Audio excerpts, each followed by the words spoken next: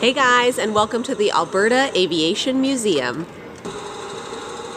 Wow. Oh, there, that's nice and even. Oh.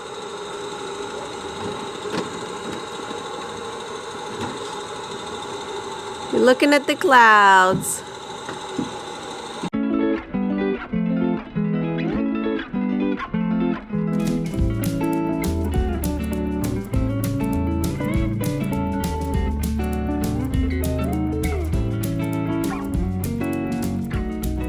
Hello and welcome back to Baker Brews. For those of you that are new here to our channel, my name is Donna. I'm a stay-at-home mom to two boys, and here on this channel we chat about homesteading in the city and I share a ton of our family adventures. Today's adventure is over at the Alberta Aviation Museum, which is housed in an authentic World War II aircraft hangar, if you didn't know. This hangar was a fully functioning airport until about 10 years ago. This is where history takes flight. The Alberta Aviation Museum is dedicated to keeping Edmonton's rich aviation history alive. The historic World War II hangar has more than 30 aircraft on display, a restoration area, gift shop, simulators, and a large events facility. Oh my, Lincoln! Turn the other way! You're upside down! You're gonna crash! Oh, nice. You leveled out. Oh my gosh, I'm getting super dizzy. Oh, you crashed. Not on. Everyone prepare for your flight. Please have a seat and find your seat buckles. Look. We got to come here with a school group today, so we had a little guided tour. We got to learn about the properties of flight, some history of the way the plane engines have been made. We also got to tour where they are restoring planes and engines, which was really cool, and then had a little demonstration in there. And now we get to tour around the museum and just take a look around it. They also have the flight simulator, which for older kids, I believe, is what it's best for. So over 6 years old, because you have to be pretty tall to reach the pedals. So we'll see if we can actually get on that. But they did have a free simulator just here in the museum that the kids got to play on. If we want to go faster, we can bring our engine power up. Or if we want to land, we can bring our engine power down. Okay, but we're not going to touch the red knob because that's engine on and that's engine off. So we want to keep it on, right? Yeah. Alright. Don't try and push me.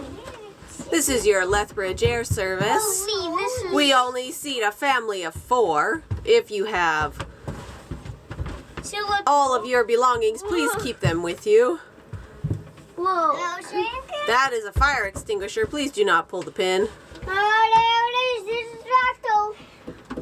And our tractor-loving boy has found the tractor from inside the Lethbridge Air flight. Look. Thank you for flying with Lethbridge Air. This is so steep.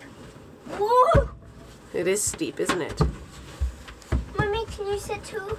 You Yeah, sure. Help with me? I'm coming. Let the seat buckle help me drive. Oh, it's so angled. I know.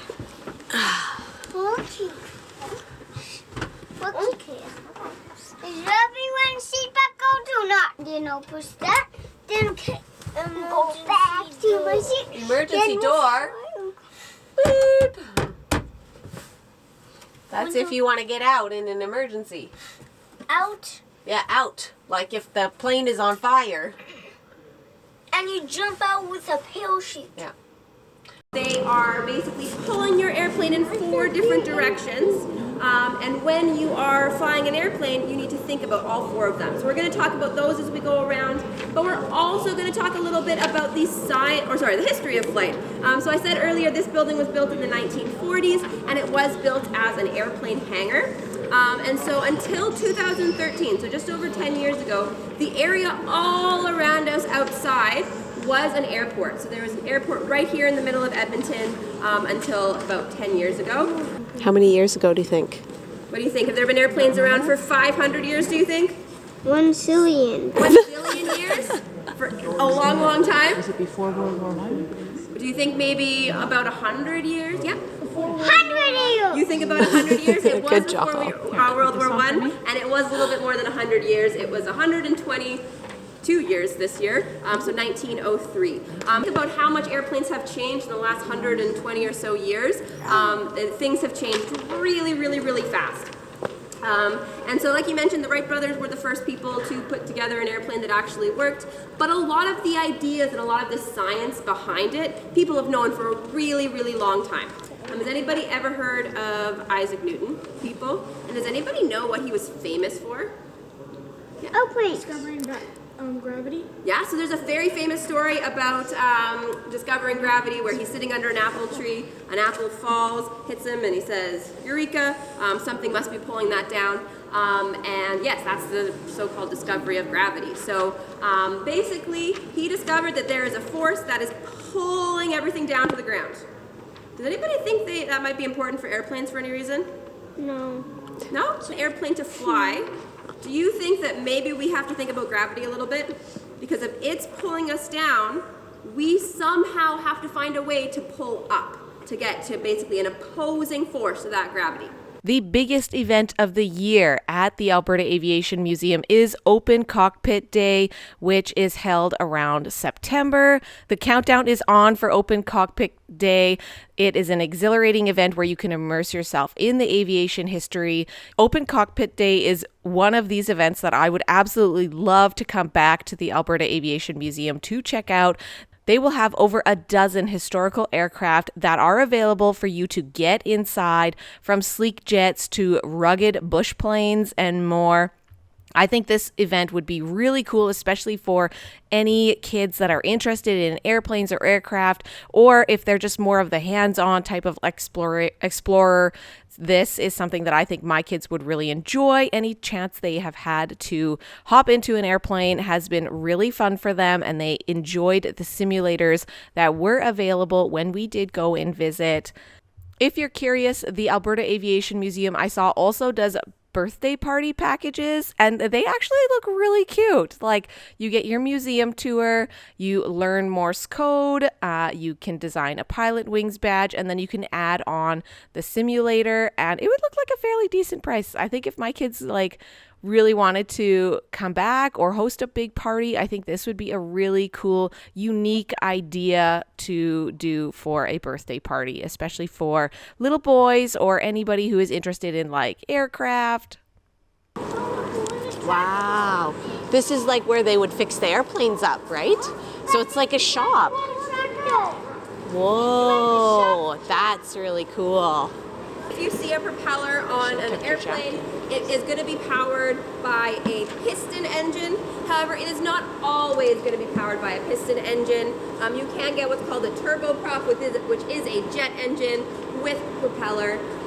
But the earliest airplanes, and still some today, were piston engines powering a propeller. So the Wright brothers, when they were building their airplane, they wrote to a car company. They said they needed an engine to work for their flying machine, for their airplane, but they needed it to be a little bit more powerful. So the first airplane engine was a car engine that had been made a bit more powerful. Over the years, though, they have made more changes to piston engine aircraft, or piston engines for aircraft, to make them a little bit more efficient. So typically you these days will see what we call a radial engine. So this is a radial engine that's been cut in half. Behind you, if you just kind of spin around, so a radial engine is an engine that is in a circle, and it's good for a couple of reasons. First of all, you can add a lot more pistons and cylinders on there, so that will make your airplane more powerful. It is also really good for even cooling for an airplane. So when your engine is working, it gets really, really hot, and they can use the air that you're flying through to cool down your engine. If you have a nice circle, as the air hits your airplane, all of the engine gets cooled at the same time, so it can be efficient for that way. And has anybody ever heard of a piston before? A piston cup. A piston cup? A piston cup. Oh, Cars. A piston cup. The Cars movie. Yeah. It's probably for the same reason, but a piston is basically something that's going to go up and down. So this is our piston here. Each piston is surrounded by a cylinder, so that's what's around the piston. And so each cylinder here is going to have a piston in it. So this one's been cut in half, but this would have been a 7-cylinder, so it had 7 pistons. And when we go through these 4 steps, that's what one piston is doing. So one piston is doing that, and then once it's done, another piston starts going, and then another one, and it keeps going in a circle until you either turn off your engine or you run out of fuel. So I'm gonna switch it on, and it did start at our first step. So our first step is intake. So you need fuel and you need air for your airplane to work. So it's going to pull that in. Our second step is compression. So our piston is gonna move up, and it's gonna squish everything in that cylinder. It's gonna squish your fuel, it's gonna squish your air. Then you saw that red light, that is our spark. That's what we call our power stroke. So basically, it ignites, it sets your fuel on fire, and it goes bang. You can create a chemical reaction that creates exhaust Look how gases. fast that thing is going. It's going pretty fast, yeah.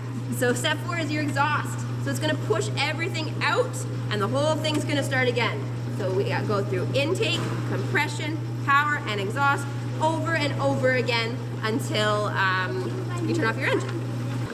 They are working on getting this back up and running. Oh. Simulator. Oh, fun. Your engines and you prime them, and then you push that lever to start it. You use the control yoke right there that goes back and forth and side to side. But you see that wheel on the side? Oh. That wheel is for moving your nose wheel when you're on the ground. No. Oh, the front nose wheel. That's actually a steering wheel. Oh, crazy. But these wheels here Okay. are for the trim tabs on your ailerons and on your rudder. Oh, okay. This is not a touch screen piece of machinery. But So you have to walk all the way back here too? you have to get up and throw these sometimes. My. Pilot sits on the left, co-pilot sits on the right. Yep. You didn't have 2 pilots. You had a pilot, co-pilot, and there was another guy sitting right here called a flight engineer. Oh, This is from the movie Planes. it's cute. Well, by the color, you can tell that it's from the late 50s, early 60s. But your instructor sits here. Okay. You can have rough air, so this will go. If you move the stick like this, the plane banks. Oh, okay. Either way, you can make it dive. You can make it climb. It moves. Cool. Oh, fun. That's You cool. can make somebody Did you quite see that? airsick in this. This is a fully functioning trainer. Oh, cool. So you basically teach somebody to fly Yeah. in this. Then you get in a real one, and it's like, I know what I'm doing. Oh, cool. And then, it cuts your airtime. Yeah. But So this is kind of like astronauts' gyro things. Yeah, Like yeah. your they- motion they trainer. They don't do this anymore. Okay. But it was a neat idea. Yeah. He took 20 Canada geese in one engine, 20 12 in the oh. other, right? Oh, is that why there are feathers in this? Okay, see the broken blades? Oh yeah. Can you see that, Lyric? Canada goose is like It's this, big. right? Yeah. Beak was here, the rear end was here. This thing's a little bigger than a chicken, and it did that. Damn, like it busted it up. Yeah, It's they had to shut it down. but it hit 20 Canada. Well, one. Okay, this is one. His engines were twice the diameter. Yeah, yeah. We have They said, chickens. can you restart the engines? We have Didn't have any engines to There's restart. nothing left. You could look through the engine. Crazy. That's how much damage it did. It's a Hawker Universal 4. This is the most, believe it or not, the most complete one in North America. Okay. It's going to take us about 10 years to finish this. Oh wow, this is a big project. Well, they surveyed it. That's why it's got lots of numbers on it. So Yep. we know, frame 3, frame 4. The passenger seats were back there. You can see where the window is. And the window was okay. a sliding window. Okay. It seats 4 to 6. It had 2 pilots. Yep. We did make a stop at one plane where it was super great, where she explained like how to make an airplane really aerodynamic, and just the things like we were talking about jet engines. So we were talking about going super fast. It had like 5 fuel tanks attached to it, and they were just showcasing like that the wheels are retractable, that there's a cover over the cockpit so that it creates a more aerodynamic shape. The nose is pointy. What else? The wings are like really sharp to cut through the air. Just all of these things that help to make it, even the angle of the wings, like being downward and back, like really helps with the shape and making it, just able to like make sharp turns in the sky as well. And then obviously saying that's not what you want in your lovely passenger flight. You want it to be very stable and very flat. So then she was like, this other plane is more like what you want for your flight. Let's go and explore some more of the museum. Forward. It'll go forwards. Yeah, so the fire will go that way, the airplane will go that way, basically. We're pointed. And it looks like a candy cane. It does look like a candy cane. That's a weird flag. That is a weird flag. So basically on the front, that red and white striped thing is what we call a pitot tube. The pitot tube is how you measure how fast you're going. So as you fly through the air, there's a little thing inside that the air will hit, and it will register in your cockpit telling you how fast it goes. You'll see Mike just pulled off that flag. That's because it's not normally there when you are flying. You don't want anything getting caught in the pitot tube while you're on the ground, because that will mess up how it works. It looks like a needle, because it's open and the air flows inside it. Thank you, Mike. It's like really, really sharp like a knife. And actually, if you have a look at our wings, this comes off as well. So you'll see a lot of this sort of stuff around the museum, and that's basically telling you that the part where it is going to be dangerous. So you can see here, these wings are super, super thin. So they're almost like a knife, because if you're going fast in this, they're really dangerous. So that's why we put these on here. But that also helps with streamlining it, so that makes it easy for Aerodynamic. It makes it very aerodynamic.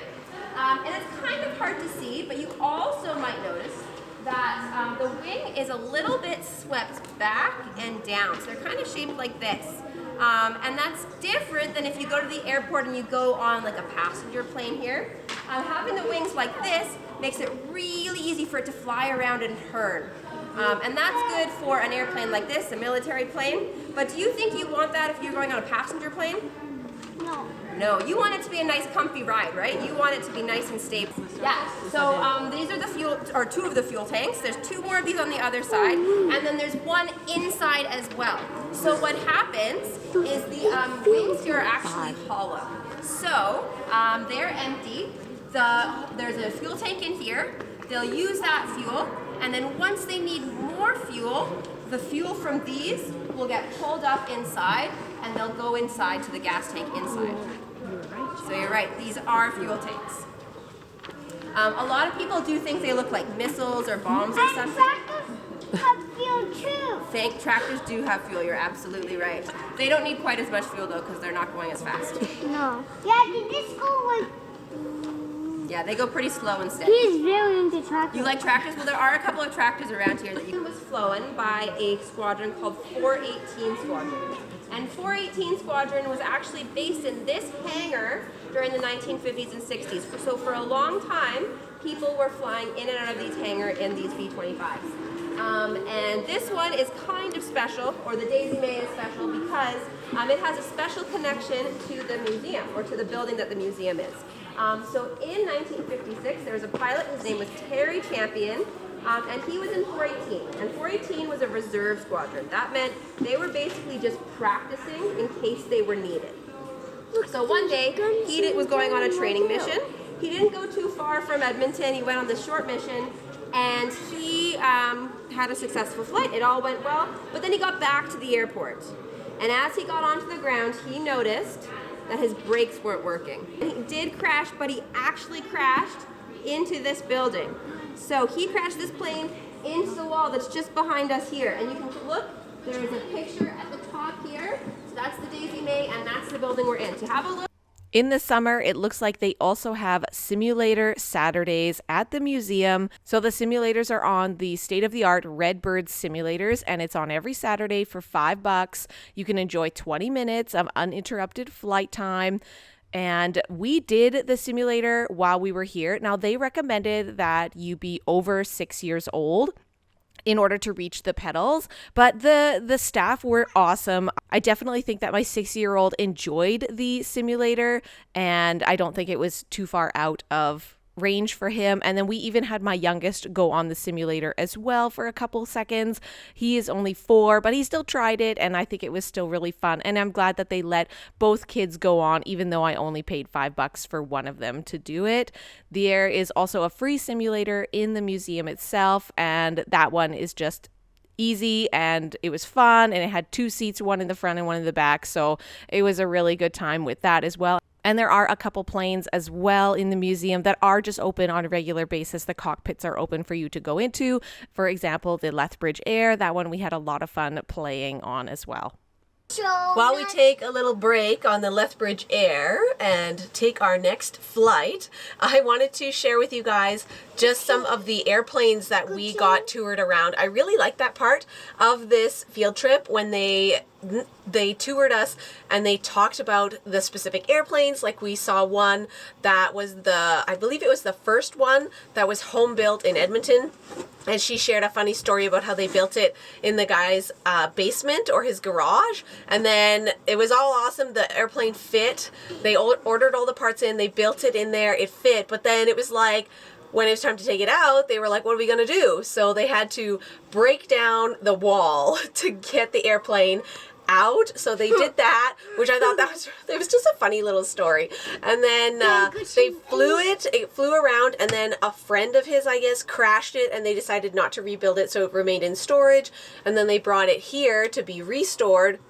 And then they left part of it open, and it was really cool because you can see how the inside is built with wood and lots of like triangles, the shape that is really common to be aerodynamic, and to make things like stable is a triangle. So to keep it really sturdy, they built it with a lot of triangular shapes. So it's got a wood frame, and then it's coated with a fabric, and she showed us this fabric that is really common to wrap airplanes in, and then they would coat it in another material to help it with flight and to be waterproof and stuff like that. It was really educational, it was really informative, but it was really cool because it had history tied into it, and she had some tangible things that you can touch and you can see.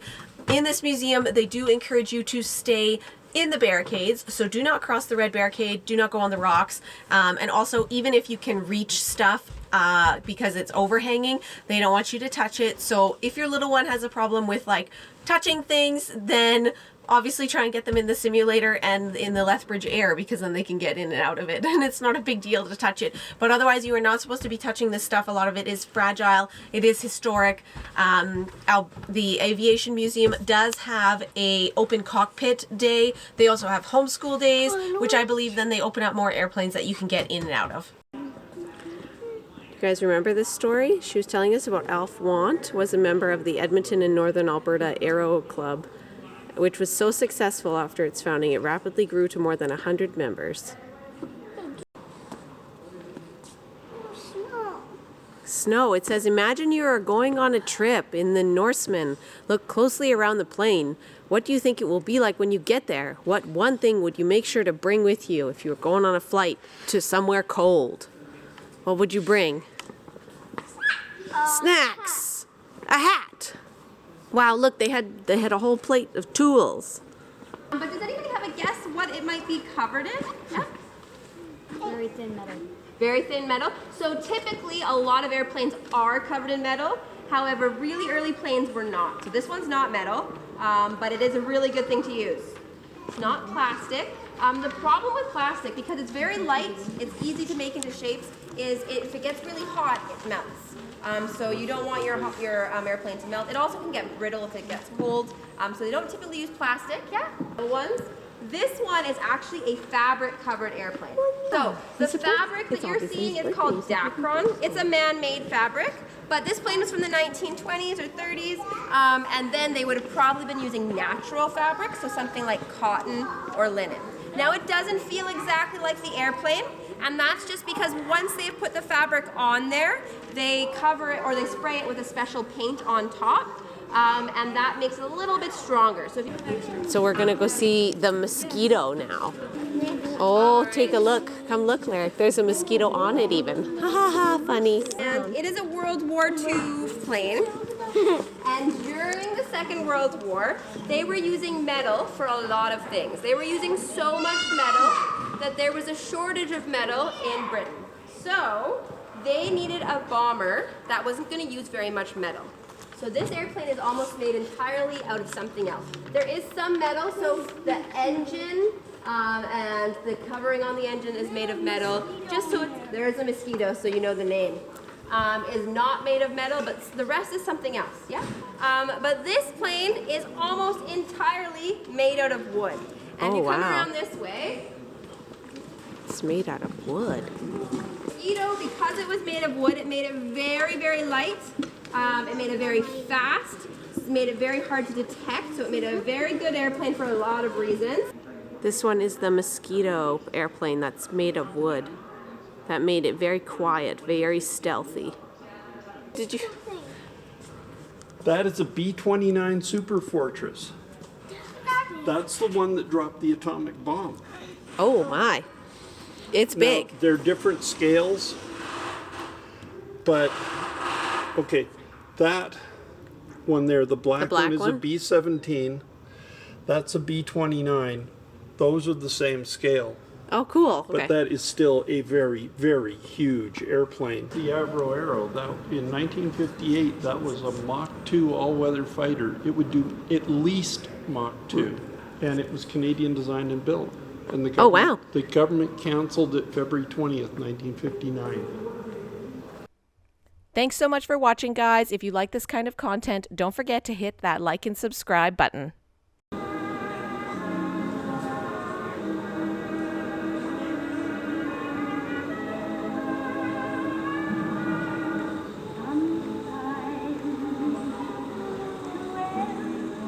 Look, they're gonna make them so we can't see.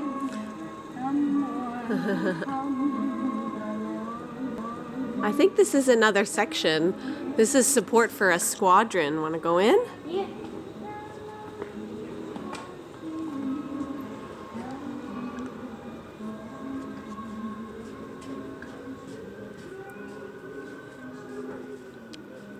Oh wow, it's really big.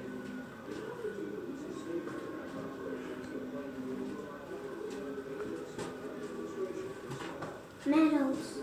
Medals. Look, also tiny ones. And look, there's a dead bear on its wheel. What?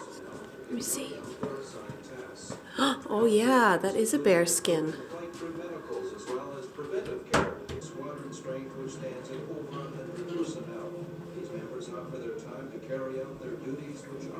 What can we say? He's actually not too